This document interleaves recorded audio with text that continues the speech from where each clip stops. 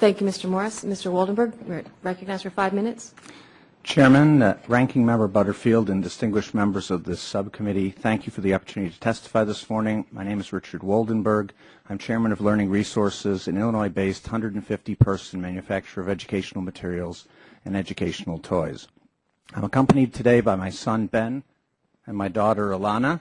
This is my second appearance before this subcommittee to testify about the CPSIA.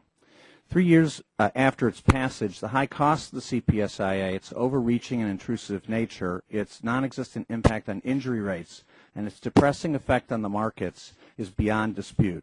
What remains a mystery is why we did this to ourselves in the first place.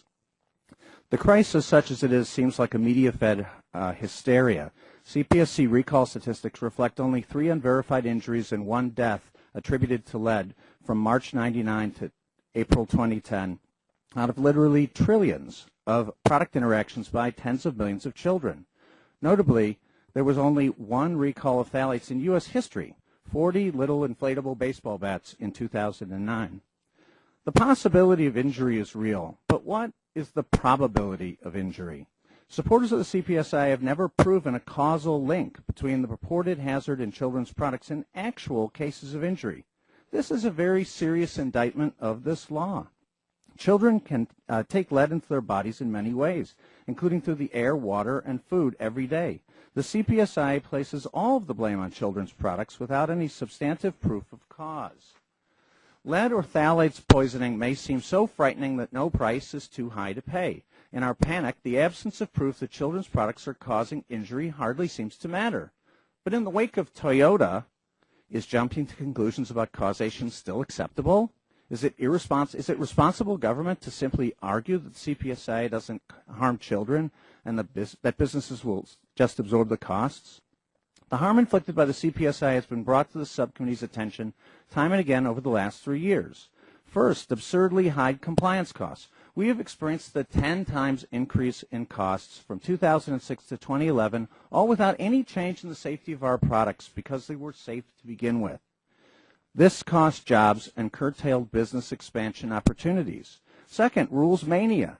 Doubt over the interpretation of CPSC rules is widespread. No wonder the rules and law applicable to our business now balloon over 3,000 pages and counting. Several customers responded to this uncertainty by instituting their own safety rules. One even insisted that we test for lead in paint even if the item had no paint on it. Third, absurd complexity. The explosion of safety rules makes it difficult or impossible to know how to comply.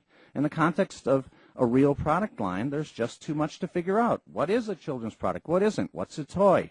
Which materials need to be tested or retested? In practical terms, it's a nightmare. Other rules make us look stupid to customers. Consider, for instance, this warning on one of our rock sets.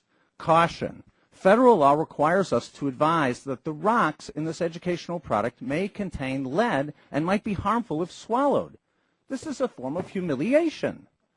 Fourth, liability risk deters cooperation. Under the CPSI, the CPSC has become a coercive enforcer of rules with little mercy or sense of proportion and no exercise of judgment. This environment certainly contributed to a lack of cooperation by component manufacturers who won't test for CPSI compliance and subject themselves to CPSC persecution. Trust has been destroyed in so many ways. Congress must restore to the CPSC the responsibility to assess risk. My top 5 recommendations are that first, the CPSC should be mandated to base its safety decisions, resource allocations, and rules on risk assessment. Second, the definition of children's products should be limited to children 6 years old or younger, and the definition of toy for phthalates purposes should be limited to children 3 years old or younger.